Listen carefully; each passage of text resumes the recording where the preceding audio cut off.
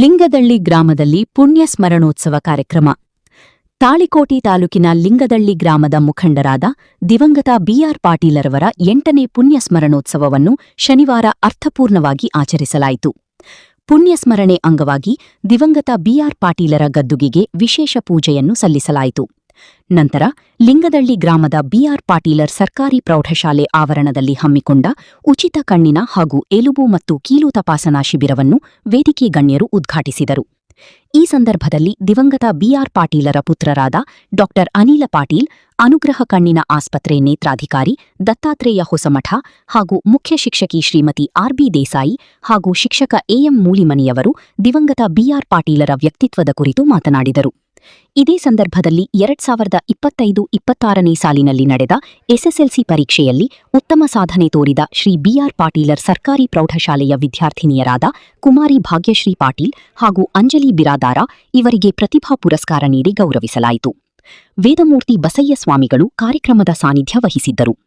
ಗಣ್ಯರಾದ ಬಸನಗೌಡ ಪಾಟೀಲರ್ ಲಿಂಗದಳ್ಳಿ ಕಾರ್ಯಕ್ರಮದ ಅಧ್ಯಕ್ಷತೆ ವಹಿಸಿದ್ದರು. ಕಾರ್ಯಕ್ರಮದಲ್ಲಿ ಬಿಆರ್ ಪಾಟೀಲರ ಕುಟುಂಬದ ಸದಸ್ಯರು, ಗ್ರಾಮದ ಗಣ್ಯರು, ಮುಖಂಡರು, ಶಾಲೆಯ ಶಿಕ್ಷಕ ವರ್ಗದವರು, ವೈದ್ಯರು ಹಾಗೂ ಶಿಬಿರಾರ್ಥಿಗಳು ಇದ್ದರು. ವರದಿ ಡಿಕೆ ನ್ಯೂಸ್ ಕನ್ನಡ.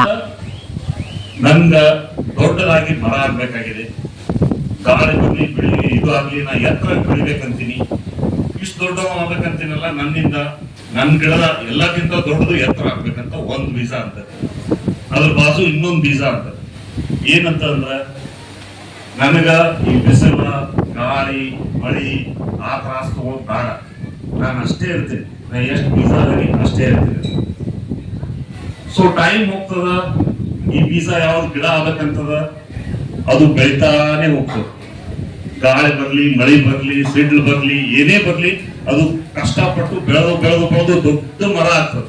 ದೊಡ್ಡ ಮರ ಆಗ್ಬಿಟ್ಟು ಹೂವು ಬರ್ತವೆ, ಅದ್ರ ಸುಗಂಧ ಎಲ್ಲರೂ ಲೈಕ್ ಮಾಡ್ತಾರೆ, ಅದರಿಂದ ಹಣ್ಣುಗಳು ಬರ್ತವೆ, ಆ ಹಣ್ಣುಗಳಿಂದ ಮತ್ತೊಂದು 4 ಜನಕ್ಕೆ ಉಪಯೋಗ ಆಗತ್ತೆ. ಅದ್ರ ಎಲಿಗಳು ಬಂದ್ಮೇಲೆ ಅದ್ರ ಎಲಿ ಕೆಳಗಡೆ, ಗಿಡದ ಕೆಳಗಡೆ, ಮರದ ಕೆಳಗಡೆ 4 ಮಂದಿ ಬಿಸಿಲಾಗ ಬಂದು ಆರಾಮ ನಿದ್ದೆ ಮಾಡ್ತಾರೆ, ಅದರಿಂದ ಅವ್ರಿಗೆ ಆನಂದವಾಗತ್ತೆ. ಇದು 1ನೇ ಬೀಜ. 2ನೇ ಬೀಜ ಏನಂತೂ, ನನಗಿದು ಯಾವ್ದು ಕಷ್ಟ ಬೇಡ, ನಾವು ಒಟ್ಟು ನನ್ನ ಪೂರ್ತಕ್ಕೆ ನಾನೇ ಇರೋ, ನನ್ ಬೆಳಿದ್ ಬೇಡಾಗೈತಿ ಅಂತ ಅಂದ್ಬಿಟ್ಟು ಆ ಬೀಜ 2ನೇ ಬೀಜಕ್ಕೆ ಏನಾಗುತ್ತೆ, ಒಂದ್ ದಿವಸ ಒಂದು ಪಾರಿವಾಳ ಪಕ್ಷಿ ಒಂದು ಆ ಬೀಜ ತಿನ್ಬಿಡೋದು. ಸೊ ಇದ್ರಲ್ಲಿ ನೀವು ಯಾವ ಬೀಜ ಆಗ್ಬೇಕಂತ, 1ನೇ ಬೀಜ ಅಥವಾ 2ನೇ ಬೀಜ? 1ನೇ ಬೀಜ. ಯಾಕಂದ್ರೆ ಜೀವನದಲ್ಲಿ ನೀವು ಈಗ ಒಂದ್ ಎಕ್ಸಾಂಪಲ್, ತಂದೆಯವರು ಬೆಳೆದ್ರು, ಒಂದ್ ದೊಡ್ಡ ಮರ ಆಗ್ಬಿಟ್ಟು, ಆ ಮರದ ಕೆಳಗಡೆ ನಾವು ಬೆಳೆದೇವಿ, ಆ ಮರದ ಕೆಳಗಡೆ ಅವ್ರು ಹಣ್ಣು ಕೊಟ್ಟಿದ್ದು ಎಷ್ಟೋ ಜನಕ್ಕೆ ಅದರದ್ದು ಉಪಯೋಗ ಆಯ್ತು. ಆ ಹಣ್ಣದ ಅವ್ರ ಬೀಜದಿಂದ ಮತ್ತೆ ಎಷ್ಟೋ ಬೀಜಗಳು ಬಂದು ಈಗ ನಾವು ಬಂದಿದ್ದೇವೆ. ಈಗ ಅಪ್ಪವ್ರ ಹತ್ರ ಹೋದ್ರು, ನಾವ್ ಯಾಕೆ ಬರ್ಬೇಕಾಗಿತ್ತು ಇಲ್ಲಿ? ನಮ್ಗೆ ಇಲ್ಲಿ ಬಂದು ಏನ್ ಮಾಡೋದು? ಇಲ್ಲಿ ಬಂದು ನಾವು ಹೋದ್ರೆ ನಮ್ಗೆ ಏನೋ ಬರುತ್ತಾ, ಏನ ಸಿಗತ್ತೆ. ಆದ್ರೆ ಅದಕ್ಕಿಂತ ದೊಡ್ಡದು ಏನು ಅಂತಂದ್ರೆ, ನಾವು ಬರುವುದು ಎದಕ್ಕಂದ್ರೆ ಅಪ್ಪವ್ರ ಹೆಸರು ಹೇಳಲಿಕ್ಕೆ ಬಂದಿಲ್ರಿ. ಅಪ್ಪವ್ರು ಏನೋ ಒಂದು ಗೆರಿ ಹಾಕಿದ್ದಾರೆ, ಅದನ್ನ ನಾವು ಮುಂದೆ ಹೆಂಗ್ ಹೊರಸ್ಬೇಕು. ಯಾಕಂದ್ರೆ ಇಲ್ಲಿ ಮಾಡಿದ್ದೆ, ಇಲ್ಲೆಲ್ಲ ಹಿರಿಯರು ಇವತ್ತೆಲ್ಲ ನೋಡಿದೇವೆ, ಇಷ್ಟೆಲ್ಲ ಹಿರಿಯರಿಗೆ ನಾವು ಸನ್ಮಾನ ಮಾಡಿದ್ದೇವೆ. ಯಾಕೆ ಮಾಡಿದೇವಿ ನಿಮ್ಗೆ ಅನಿಸ್ಬೋದು, ಇವತ್ತಿನ ಎಲ್ಲ ವಿದ್ಯೆ ನಿಮ್ಗೆ ಏನ್ ಬೇಕು ಅಂದ್ರೆ ಎಲ್ಲ ಮೊಬೈಲ್ ನಾಗ ಸಿಗ್ಬೋದು. ಏನೇ ಒಂದು ಪ್ರಶ್ನೆ ಕೇಳಿದ್ರೆ ಹೇಳ್ಬಿಡುತ್ತೆ, AI ಹೇಳ್ಬಿಡುತ್ತೆ ನಿಮ್ಗೆ ಏನಂತ, ಯಾವ್ದೋ ಒಂದು ಪ್ರಶ್ನೆ ಕೇಳಿದ್ರೆ ಅದು ಹೇಳ್ಬಿಡುತ್ತೆ. ಬಟ್ ಒಂದ್ ದಿವ್ಸ ಬರ್ಬೋದು ನಿಮ್ಗೆ ಏನಂತಂದ್ರೆ, ಹೆಂಗಾದ್ರೆ ಇದು ಬಂತು ಕೊರೋನಾ ಡಿಸೀಸ್ ಬಂದಾಗೆ ಎಲ್ಲಾನು ಬಂದಾಗ್ಬಿಡುತ್ತೆ. ಆ ತರ ನಿಮ್ದು ಇಂಟರ್ನೆಟ್ ಬಂದಾಯ್ತ್ರಪ್ಪ. ನಿಮ್ಗೆ ಯಾವುದೇ ಬಗ್ಗೆ ಏನೇ ಕೇಳಬೇಕು ಅಂದ್ರೆ ಯಾರು ಇಲ್ಲೇ ಇಲ್ಲ ಹೇಳೋರು. ಯಾರು ಹೇಳೋರು ನಿಮ್ಗೆ? ಯಾರು ಹೇಳೋರು ಹೇಳ್ರಿ? ಇದೇ ಹಿರಿಯರೇ ಹೇಳೋರು. ಅಂದ್ರೆ ಹಿರಿಯವರ ಕಡೆ ಇದ್ದ ಎಕ್ಸ್ಪೀರಿಯನ್ಸು ಕಲಿಯೋದು ನಿಮ್ಗೆ ಬಹಳಷ್ಟಿದೆ. ಆದ್ರೆ ನಾವೇನ್ ಮಾಡ್ಬಿಟ್ಟಿದ್ದೇವೆ, ಮಾಡರ್ನ್ ಸೈನ್ಸ್ ದವರು ಎಲ್ಲರೂ ಇಲ್ಲ, ಎಲ್ಲ ಮೊಬೈಲ್ ಅಲ್ಲಿ ಸಿಗುತ್ತೆ ಅಂತ ಅಂದ್ಬಿಟ್ಟು ನಾವು ಅವ್ರ ಜೊತೆ ಕಮ್ಯುನಿಕೇಟೇ ಮಾಡಲ್ಲ, ಅವ್ರ ಜೊತೆ ನಾವು ಮಾತಾಡಂಗೆ ಇಲ್ಲ.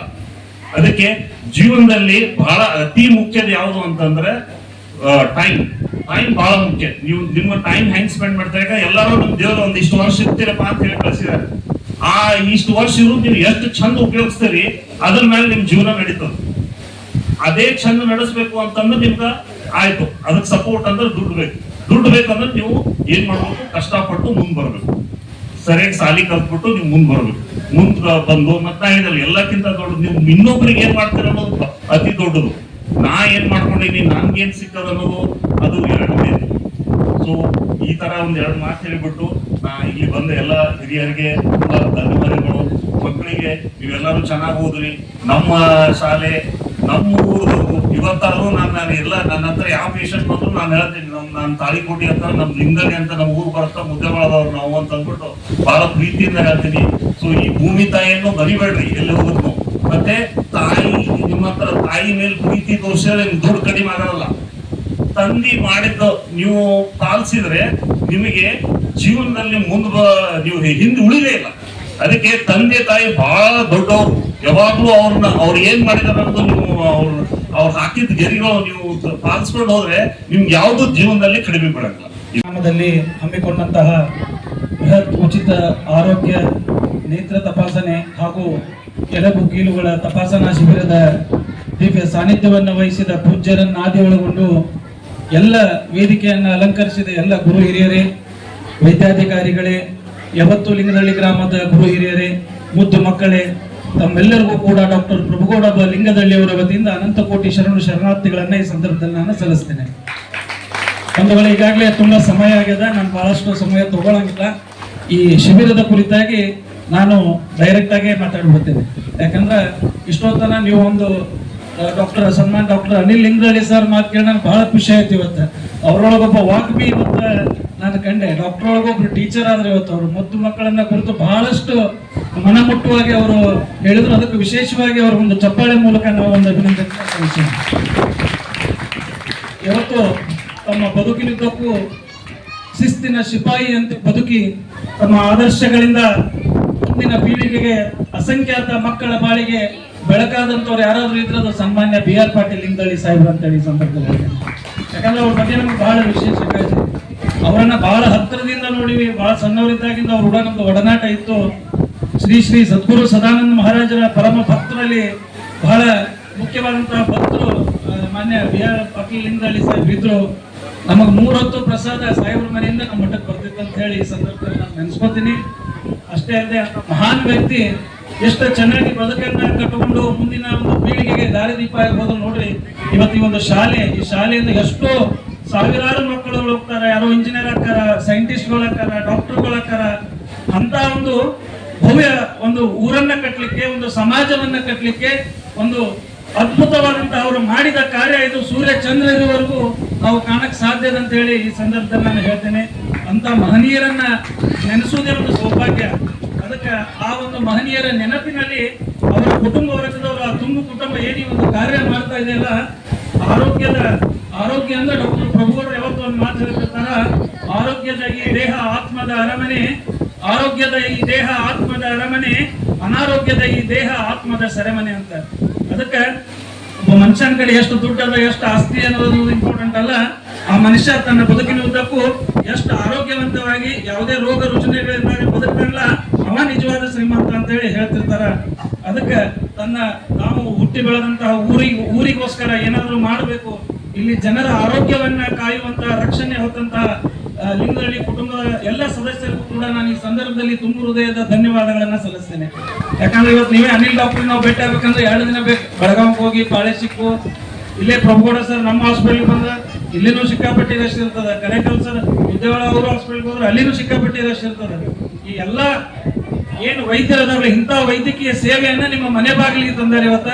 ಅದಕ್ಕೆ ದಯಮಾಡಿ ಎಲ್ಲ ಹಿರಿಯರು ಏನಾದ್ರೆ ಎಲ್ಲರಿಗೂ ವಯಸ್ಸಾದ್ಮೇಲೆ ಸಮಸ್ಯೆಗಳು ಭಾಳ ಬರ್ತಾವ. ಕಣ್ಣಿನ ಸಮಸ್ಯೆ ಬರೋದು 50-60 ವಯಸ್ಸಾದ್ಮೇಲೆ ಬರ್ತದೆ.